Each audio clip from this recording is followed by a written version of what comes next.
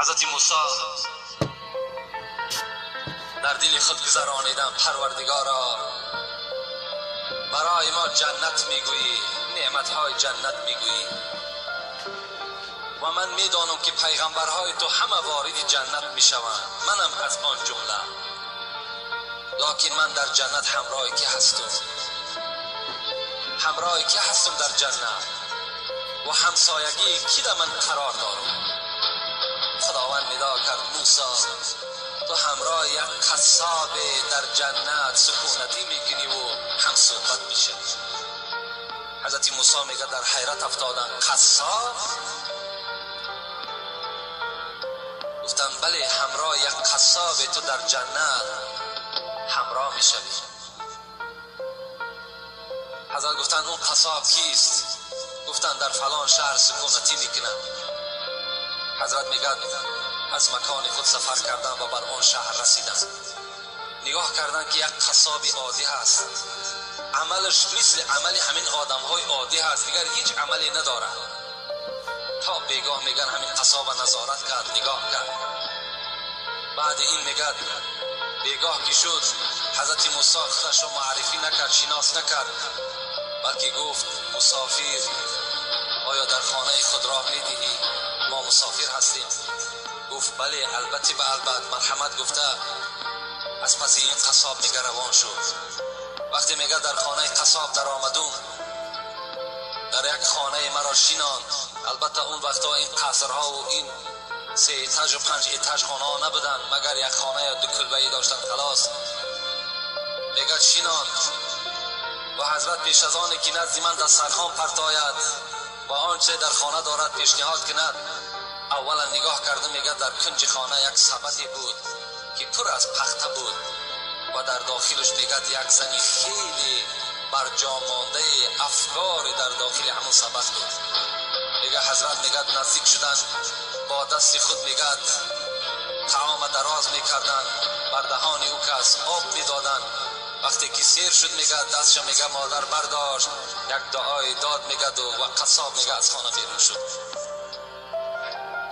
وقتی میگه این قصاب از خانه بیرون شد، من نزد سبد حاضر شدم و گفتم مادر السلام علیکم، شما کی هستین؟ گفت من مادر همین قصاب هستم، سالهای زیادی رنج دارم، مصیبت دارم، بیماری دارم، لیکن الحمدلله که این فرزند من دایم در فکر نفقه من هست، شکم و لباس من و جای خواب من دایم عیان کردگی هست. میگه گفت مادر عزیز، آیا یگان امید، آیا یگان دعا، آیا یگان درخواست مقصد داری؟ گفت ای مسافر، گفت فقط یک امید دارم و دائم دعای من همین است که این فرزند من بعد این قدر مهربانی هایی که بر من میکند، خدایا در جنت در همسایگی حضرت موسی باشد. فقط دعای من گفت همین است. میگه حضرت موسی گریان شدند و گفتند مادر، گفتند یک شادیانه بر من بده، یک هدیه بر من بده، زیرا که همان موسی که تو میگوی همان موسی من هستم و همان پیغمبر من هستم و دعای تو در نزد خدا اجابت یافت و این فرزند تو در جنت همراه من است. خوش به حال اون فرزندهایی که همراه پیغمبرها و همراه شهدا در جنت از پشت چی؟ از پشت خدمت کردن در حق پدر و مادر هست. رسول اکرم در حدیثهای فراوان خود به ما و شما خبر میدهد کسی که سحر از خواب میخیزد مرضیا لابویه، هر وقتایی که سحر بیدار می شود پدر و مادر از او راضی هست، پدر و مادرش راضی هست. مادامی که پدر و مادر راضی شد، رسول الله چی گفتند؟ له بابان مفتوحان الی الجنه.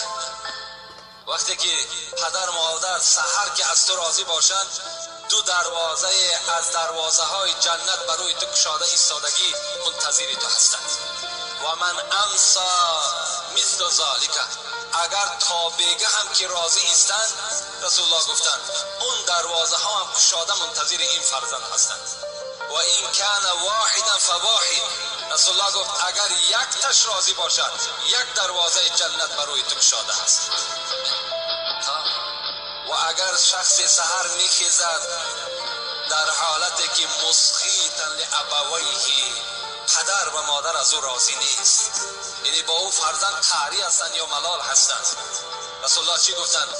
کان له بابان مفتوحان الی النار، دو دروازه از دوزخ برای این فرزند گشاده ایستادگی هست. و من امسا مثل ذالک، اگر تا بگه این پدر مادر راضی نشد، اون دروازه های دوزخ برای این فرزند چی هستند؟ گشاده و منتظر این فرزند هستند. و این کان واحدا فواحد، اگر یکی همین هم غضبناک باشد، میگه ملال باشد، ناراضی باشد، یک دروازه دوزخ برای این فرزند منتظر است. لکن در دوام رسول الله چی گفتند؟ و این ظلم و این ظلم و این ظلم، سه بار گفتند اگر چنده که پدر مادر تو ظالم باشد، پدر مادر تو ظالم باشد، پدر مادر تو ظالم باشد، اگر چند پدر مادر ظالم هم باشد، تو چیکار کن؟ تو خدمتی در حق پدر مادر برای خود روا ببین و خدمت از اونها کنده نکن. زیرا خدا را بین در سوره همین لقمان و ما و شما چی میگوید؟ امروز بسیار جوان ها میآیند پیش ما، سوال میکنم پدر من فلان گپ گفت، آیا من در همین گپ خلافی اگر پدرم کار کنم چی میشود؟ های خوش به حالشون که سوال میکنند و جواب خودشون هم میگیرند. خداوند در قرآن به ما و شما تذکر میدهد، میگوید و این جاهداک علی ان تشرک بی ما لیس لک به علم فلا تطعهما و صاحبهما فی الدنیا معروفا. صدق الله العظیم. سوره لقمان است. خدا میگوید اگر پدر و مادر بر کدام شما ای فرزندها امر کنند این که فرزند من با خدای خودت مشرک شو، یعنی شریک در ذات خدا بیار، یا میگویم فرزند من نماز نخوان، فرزند من روزه نگیر، فرزند من مالداری زکات نده، فلا تطعهما، این پدر و مادر را بزم این قدر احترامی که دارن تو اطاعتشون نکن. در حالتی که به خدای خود گناهگار شدند، پدر و مادر تا اطاعت نکن. و صاحبهما فی الدنیا معروفا، لیکن اگر چند پدر تو کافر هم باشد، مشرک هم که باشد، مفسرای قرآن زیاده از 10 تفسیر ما در خانه داریم، همش چی میگن؟ و صاحبهما فی الدنیا معروفا، با این پدر کافر، با این پدر مشرک تو چکار کن؟ معامله خوب کن، در حق اینها خدمت کن. و در بین باز چکار میکنی؟ همون پدر و مادر که وقتی خدمت کردی، مهربانی کردی، شاید که چکار کنند؟ شاید که این هم باز در دلش خداوند یک ترحم و در دلش خدا یک توفیق جایگیر کند و باز به سوی اسلام چکار کند؟ رجوع کند از حساب خدمت شما. حتی حضرت موسی را میگوید در روایت ها میآید که وقتی که بالای کوه تور میرفت با خدای خود میگد نازیده گپ میزد، می نازید که ما با خدای خود چکار میکنیم؟ یعنی سخن میگوییم. البته و کلم الله موسی تکلیما، این جای حقیقتش است، این یگان افسانه و یگان حکایه نیست، زیرا خدا میگوید که موسی از پیغمبرها کسی بود که همراه من صحبت میکرد، همراه من سخنرانی میکرد.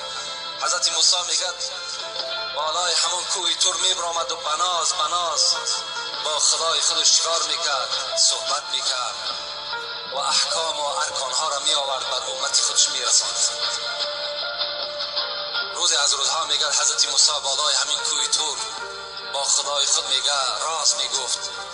خداوند خطابش کرد، موسی گفت تا امروز اگر یاد داشته باشی تو بناز گپ میزدی، مینازیدی، از امروز اعتباراً نزد خدای خودت با ادب باش، احتیاطانه گپ بزن، زیرا تا امروز مادری تو زنده بود از پسی تو دعا میکرد پروردگارا فرزند من وقتی که نزد تو میآید مبادا بنده هست، یک لغزش میکند، سهوی میکند، خدایا تو این را ببخش و بر این غضب نکن.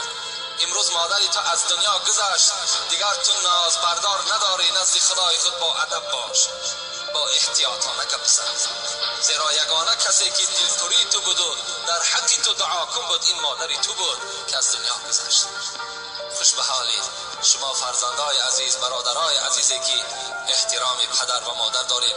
کدام شما اگر با پدر و مادر ملالم که باشین امروز چیکار کنید؟ رفته بعد شنیدن این سخنها اگر شما ایمان کامل داشته باشین، ترسی از خدا داشته باشین، باوری بر قبر روز قیامت داشته باشین، از پدرهای خود مادرهای خود عذرخواهی کنید، قدمهای اونها را بوسه کنید، با اونها را احترام کنید. انشاءالله خداوند شما را چکار میکند؟ همه گناه شما را مغفرت میکند.